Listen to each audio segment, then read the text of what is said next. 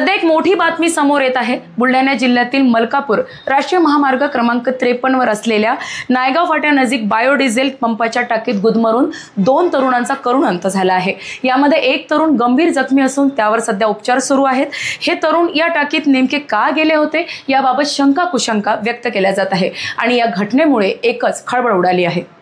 राष्ट्रीय महामार्ग क्रमांक 53 वरील नायगाव फाट्याजवळ असलेल्या बायोडिझेल पंपाच्या टाकीत गुदमरून 2 तरुणांचा मृत्यू झाला असून आणखी एक तरुण गंभीर अवस्थेत उपचाराधीन आहे।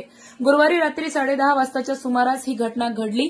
मृतांमध्ये साजिद खान, जलील खान व मुस्ताक खान, जब्बार खान यांचा समावेश आहे, तर आरिफ खान, बशीर खान हा तरुण गंभीर जखमी असून त्याच्यामध्ये खासगी रुग्णालयात अतिदक्षता विभागात उपचार सुरू आहे।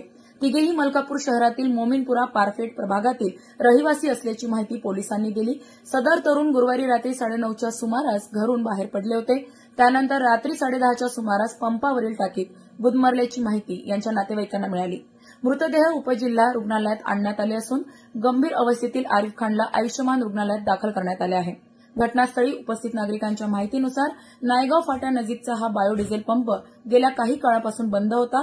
अशा परिस्थितीत हे तरुण टाकीत नेमके का गेले होते? स्वच्छतेसाठी गेले होते की इतर काही कारण होते?